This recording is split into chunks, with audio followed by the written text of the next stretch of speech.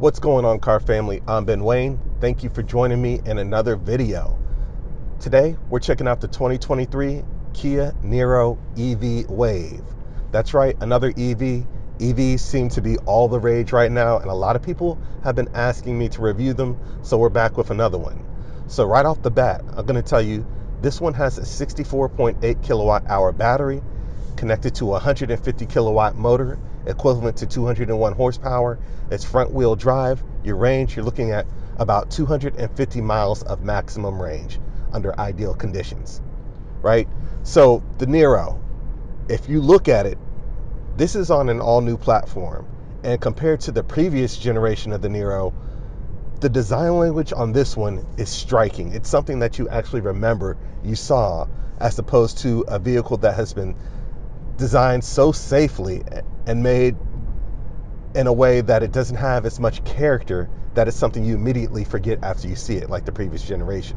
This one has a more striking appeal from the front. So right off the bat up front, you're looking at LED everything. LED daytime running lamps, LED headlamps, LED turn signals, LED fog lamps, and it has a unique design that makes it stand out in a sea of other EVs.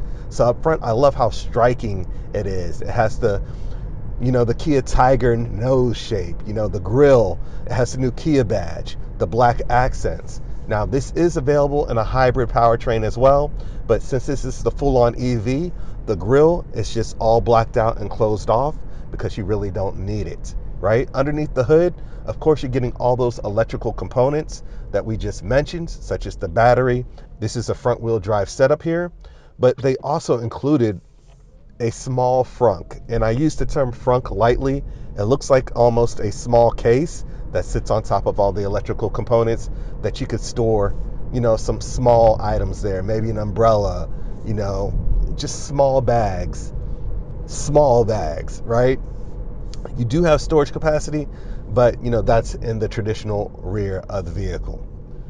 Now, coming to the side profile, your wheelbase, you're looking at about 107 inches of wheelbase there. So it's a little bit larger than the outgoing Niro, right? And then you also have 17-inch wheels that have a kind of aerodynamic shape to them. Speaking of aerodynamics, your drag coefficient on this vehicle is just 0.29. Now, that goes thanks in part to the vehicle's overall design. Like I said, a lot of those open air components up front have been closed off, but if you look at the side profile, specifically the C-pillar, it's really like a blade design, right? So if you look closely, you'll see that there's an air gap that goes on the front of the C-pillar and allows air to flow through the C-pillar as opposed to just going around it. And that's going to help with your aerodynamic efficiency, which is the name of the game when you're looking at EV vehicles. Back to the powertrain, I want to talk to you a little bit about the charging. So up front, you do have a built-in charger located there. Now, this is capable of DC fast charging. Now, if you use that, it can get you to 10% to 80% in just 45 minutes. So that's not all that bad. Is it the quickest? No, it's not. But that is fairly decent in terms of charge times that are available.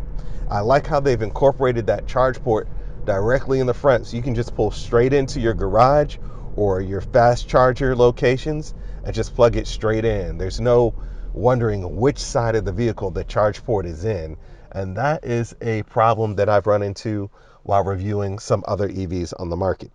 Now, if you're not using fast charging, this does have an 11 kilowatt onboard charger. Of course, that would take a lot longer to do a full charge, but that fast charging capability is really what you want to be using. Now, a lot of people ask, why do you always give the rates from 10% to 80%? Well, the reason being is when you go to a fast charger, it's going to charge the fastest during that range. Now, everything else is going to take more time. So if you want to go from 80% to 100%, that's going to cost you more money. So ideally, it would be more efficient to just pull up to a fast charger and charge from 10 to 80% and go on about your business, right? This is not something that you have to, fill all the way up to get use out of it. So when you're driving EVs, you kind of have to retrain the way you think about filling up. It's not like going to a gas station and you always have to leave on full. You don't even have to do that really. But if you want to go and use this vehicle on a daily basis and you want a quick charge and you want to be able to charge or top off the most efficient way as possible, you want to focus on that 10% to 80% range, right? Now back to the design. Going on towards the back, if you look at the tail lamps, they really have a nice futuristic boomerang shape. Of course, they're all LED, but I really like how they, made the design captivating back there. Now, if you open up the hatch, you're greeted by about 23 cubic feet of storage. Drop the second row, that's going to get you about 63 cubic feet of storage. So you do have decent storage capacity inside this vehicle. Now, speaking of the inside, let's go ahead and touch on the interior just a little bit. Now, the interior, of course, this is an EV vehicle, so they want to keep it as green as possible. And when I say green, I'm talking, sustainable materials. So the interior is made out of a lot of recyclable materials. For example, the headliner is composed of recycled wallpaper. The paint on the interior panels, such as the door panels, it's chemical free. The seats, this is made out of what they refer to as a syntax, but it's really sourced from eucalyptus, right? So you're getting a lot of sustainable materials here. Now at the top of the dash, you have an injection molding. Coming lower, we do have dual 10.25 inch displays here. Now I will note, the displays are nice and responsive, but we don't have a wireless Apple CarPlay in here yet. And Kia is aware of the demand of that. They're working on it. But I want to make mention that this 2023 model does not have wireless Apple CarPlay. You actually have to plug in to a USB port here, which is fine. So wireless Apple CarPlay and Android Auto is on the way. Now, I did notice that you do have dual 10.25 inch displays here. It seems like with just a little bit of squeezing, they could get you, the industry standard 12-inch displays. I don't know. Maybe some people think that's too big. But these displays here, the 10.25 inch displays, do just fine. Nice and responsive, vibrant, easy to see in all type of lighting environments. So that's nice. Coming lower, we do have our air conditioning system with our air conditioner controls done in a touch capacitive setup here. So they're not physical buttons. Again, they're touch capacitive. Only downside to that is you do have to focus a little bit more on what buttons you are pressing when making adjustments with touch capacitive buttons. But that's not a deal breaker. Coming lower, we do have a USB-A and USB Type-C port, wireless charging, your on and off button located in the center console, and of course, controls in the center console for your heated and cooled seats, 3 levels of each, and a button for your heated steering wheel as well. So that's right, you do get some luxury amenities. The heated and cooled seats are nice, especially the cooling function. I find those particularly nice in the Kia vehicles. I'm always astounded on how well the cooled seats work in here. Coming further back, we do have 2 cup holders, storage in the center console here as well. Now, when it comes to the seating is decent. It's not the softest material to sit on. The seats are a little bit firm, but they are comfortable enough to drive this on the daily, right? You're not going to feel soreness from sitting in here. They also incorporated within the seats USB ports on the side profile of the seat. So that's probably so passengers in the rear can take access to those USB ports, right? That's not for the people up front. If you're in front, you have the USB ports located in the center console, easy to use. The steering wheel feels great in my hands. Again, it's the 2-spoke design with the new Kia branding in the center. Of course, you have controls for your instrument cluster and all your technology, such as your blind spot monitoring, your lane keep assist functions as well. Works really nice. Of course, you have the lane follow assist features as well. All the technology that we've come to know and love in these modern Kia vehicles is all here. The 2-spoke design, I think that design meshes in really well with the overall theme of the interior space. Now, I did notice we do have some LED accents in front of the passenger side. That looks pretty neat. I'm not sure how that looks at night. I haven't driven this vehicle at night just yet. Coming over to the door panels, they're covered in that soft injection molding.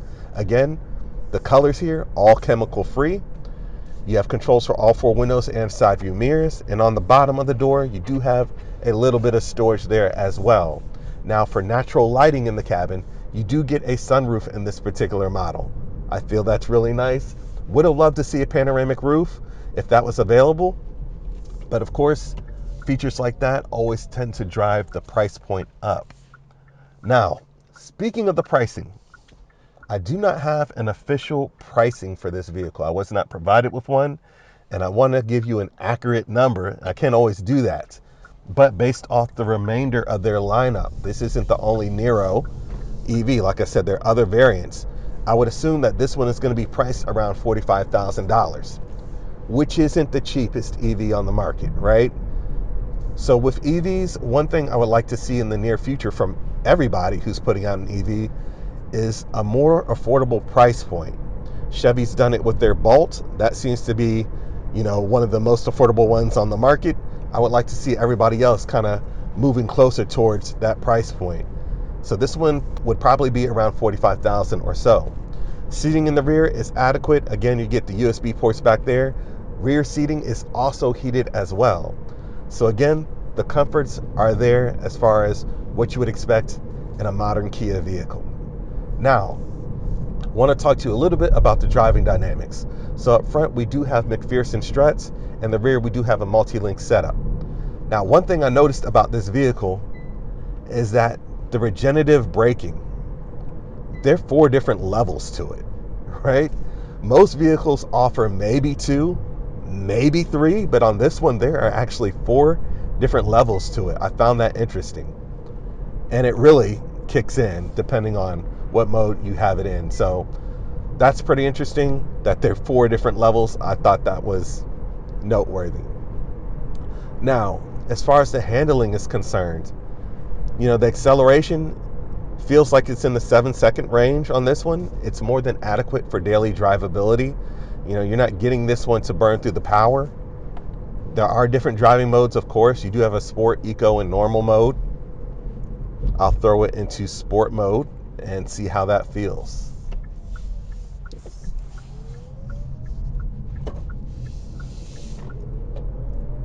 So the sport mode definitely wakes this vehicle up a little bit more.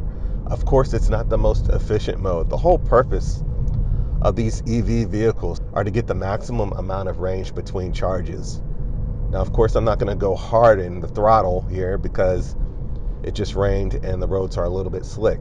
But the whole purpose is to get the maximum amount of charge, right? So the people that these vehicles are marketed to aren't really looking for, blisteringly quick 0 to 60 times or top end speeds, right? So that's why I really don't go too heavy in the performance aspects of these vehicles. I'm more focused on range and charge times and pricing as well.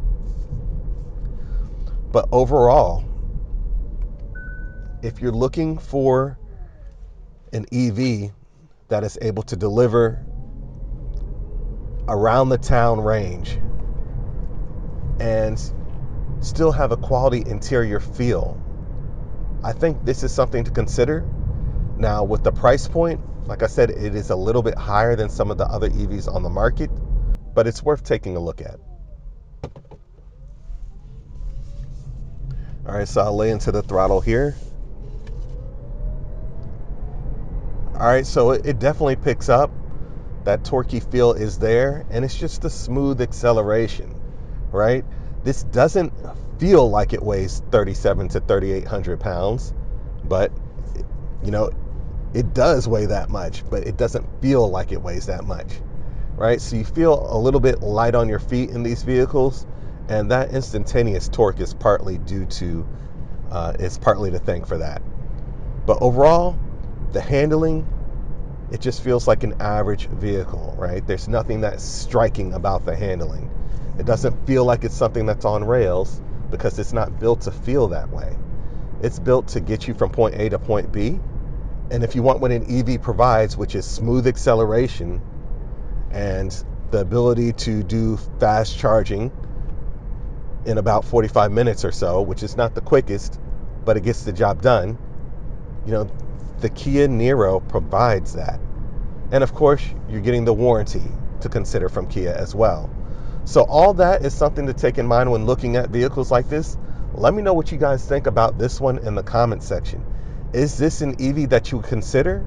Are there other EVs that you would consider over this? Do you like the direction that Kia is going in terms of the design?